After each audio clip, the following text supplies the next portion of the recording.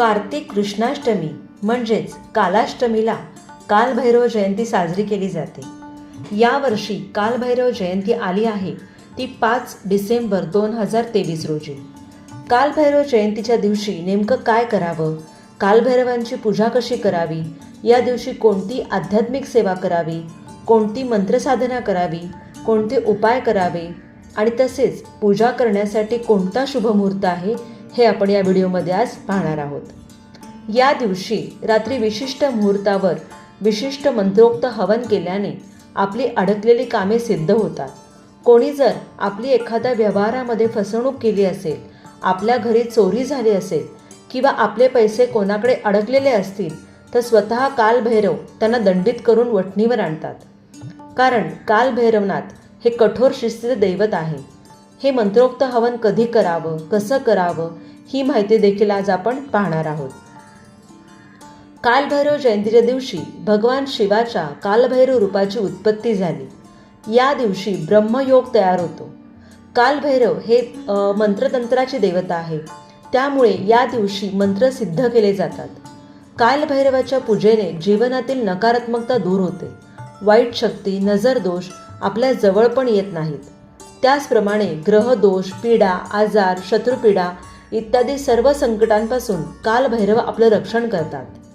कालभैरव हा शंकराचा अवतार असून कालभैरव, कालभैरवनाथ, भैरव, भैरीनाथ अशी त्यांची अनेक नावे आहेत. भैरव हा देवीच्या शक्तिपीठाचा रक्षक आहे, त्यामुळेच सर्व शक्तिपीठांच्या ठिकाणी भैरवनाथाचं स्थान असतं. कालभैरवनाथांचं वाहन म्हणजे शिवान म्हणजेच कुत्रा आहे. त्यांच्या हातामध्ये खटवांग आणि त्रिशूळ आहे. ते रुद्र म्हणजे शिवाचा अवतार आहे.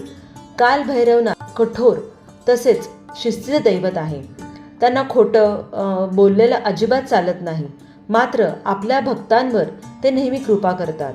देवीसाठी आपले वडील दक्ष राजा यांच्या हवनकुंडात सती गेली तेव्हा भगवान शिवांना राग अनावर झाला आणि दक्ष राजाला दंडित करण्यासाठी त्यांनी आपला अंशावतार कालभैरव रूपात प्रगट झाले. कालभैरवनाथाने दक्ष राजाला दंडित केले. आता पाहूयात यावर्षी कालभैरव जयंतीचा मुहूर्त काय आहे.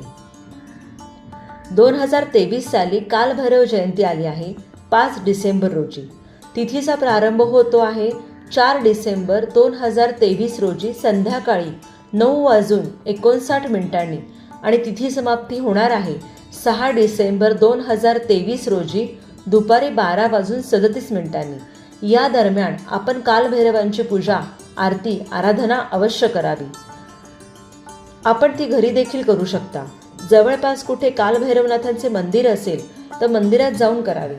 कालभैरवनाथांची जी मंत्रसाधना केली जाते ती निश्चित याच काळात केली जाते, म्हणजे दिवसाच्या 8व्या प्रहरामध्ये केली जाते. आता पाहूयात कालभैरव जयंतीच्या दिवशी कालभैरवनाथांची पूजा कशी करावी. तर या दिवशी सकाळी लवकर उठून स्नान करून स्वच्छ वस्त्र परिधान करावे. आपल्या जवळपास कुठेही कालभैरवनाथांचे मंदिर असेल तर त्या ठिकाणी जाऊन दर्शन घ्यावे. मोहरीच्या तेलाचा दिवा लावावा. कालभैरवनाथांना 1 नारळ, काळे उडीद अर्पण करावे. तसेच काळे तिळही आपण अर्पण करू शकता. त्याचसोबत थोडीशी खडीसाखर ठेवावी. शक्य झाल्यास कालभैरवनाथांची आरती म्हणावी. आपल्या जवळपास जर कुठे कालभैरवनाथांचे मंदिर नसेल तर आपण ही सर्व पूजा अर्चना घरी सुद्धा करू शकता. आता पाहूयात कालभैरव जयंतीच्या दिवशी कोणती स्तोत्र मंत्रपठण करायचे आहे. तर या दिवशी कालभैरव अष्टकाचे 11 पाठ अवश्य करावेत.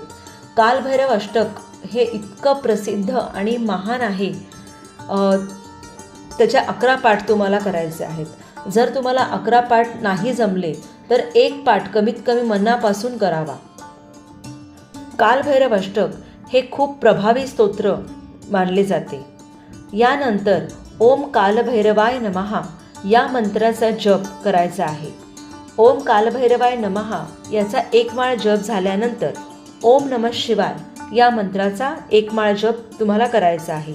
यानंतर महामृत्युंजय मंत्र, जे की ओम त्र्यंबकम यजामहे सुगंधिम पुष्टिवर्धनम उर्वारुकमिव बंधनात मृत्युर्मोक्षीर्यमामृतात, या महामृत्युंजय मंत्राचा तुम्हाला कमीत कमी 11 वेळा जप करायचा आहे. कालभैरव जयंतीच्या दिवशी कालभैरवनाथांसाठी हवन सेवाही केली जाते. तर आधी बघूयात की या हवनासाठी काय सामग्री लागेल आणि हवन करण्याची पद्धत कशी असणार आहे. तर या दिवशी हवन करण्यासाठी आपल्याला होमकुंड किंवा मातीची छोटी कुंडी लागणार आहे. त्याचप्रमाणे समिधा किंवा नारळाच्या शेंड्या हव्यात. तिसरं म्हणजे हवं दूध, 1.25 पावशर अख्खे उडीद आणि 50 ग्रॅम काळे तीळ. तर आपण आता बघूयात हवनाची पद्धत काय आहे. तर कालभैरव जयंतीच्या दिवशी रात्री 11:40 ते 12:30 या वेळेमध्ये आपल्याला हवन करायचे आहे. हवन करण्यासाठी प्रथम देवाजवळ दिवा लावावा आणि होमकुंड प्रज्वलित करावा. चमच्यामध्ये शुद्ध तूप घ्यावे आणि 11 वेळा श्री स्वामी समर्थ नमहा शिवाय म्हणून स्वाहाकार करावा. चमच्यामध्ये किंवा हातामध्ये थोडे काळे तीळ घ्यावे आणि ओम श्री कालभैरवाय नमहा शिवाय म्हणून स्वाहाकार करावा. हा स्वाहाकार कमीत कमी 21 वेळा करायचा आहे.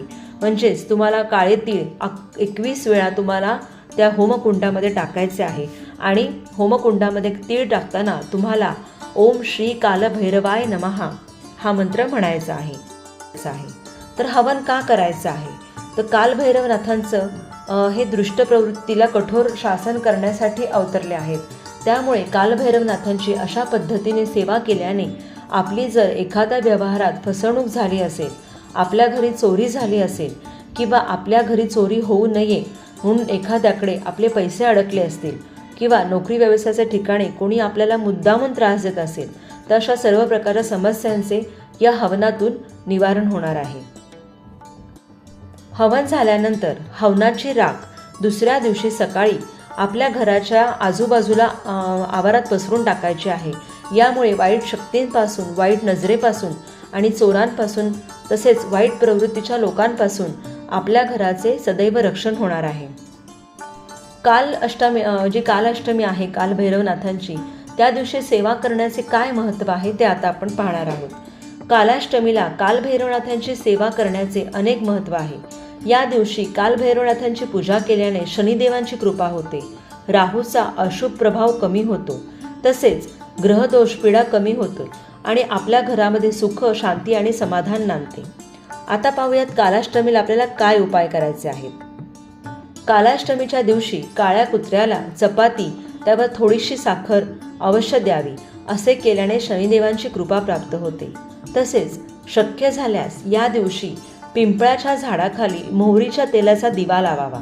असे केल्याने ग्रहदोष पीडा कमी होईल आणि आपल्या घरामध्ये सुख, शांती आणि समाधान नांदेल. त्याचप्रमाणे आपल्या जवळपास कुठेही कालभैरव मंदिर असेल तर त्या मंदिरात जाऊन भैरवनाथांना शेंदूर, तेल आणि नारळ अवश्य अर्पण करावा. आपल्या सर्व मनोकामना यामुळे पूर्ण होतील. या दिवशी याचकांना म्हणजेच जे आपल्याकडे कोणी याचक असतील, भिकारी असतील, त्यांना अवश्य दान करायचे आहे. कालभैरवनाथ हे भौतिक सुखाचे दैवत आहेत. कालभैरवनाथांची भक्ती केल्यामुळे आपल्याला भौतिक सुख लाभते. कालभैरवनाथांची कथा. कालभैरवनाथांची उपासना केल्याने किंवा कालभैरव अष्टकाचं नुसतं पठण केल्याने सुद्धा भूतबाधा, पिशाचबाधा, करणी किंवा बाहेरच्या जगातले जे शत्रुपीडा असते त्यापासून आपल्या कुटुंबाचं रक्षण होतं. शत्रुपीडेपासून आपलं रक्षण होतं. धर्म, अर्थ, काम, मोक्ष कुठलीही समस्या असेल, आर्थिक समस्यांचंही निवारण होतं. आपली जर कुठे फसवणूक झाली असेल तर ही शत्रुपीडाच असते. कुठे पैसे अडकले असतील, कोणी आपल्याकडून कर्ज घेतलं असेल किंवा उसने पैसे घेतले असतील आणि तो मनुष्य पैसे देत नसेल, अशाही काही समस्या असतात. त्याचप्रमाणे घरादारात शत्रू निर्माण होणे या सर्व गोष्टींचा आपल्याला आपल्या जीवनामध्ये त्रास होत असतो. आपल्या घरामध्ये सतत भांडणं होत असतील, कलह होत असतील, ज्याचं मूळ कारण असतं पितृदोष.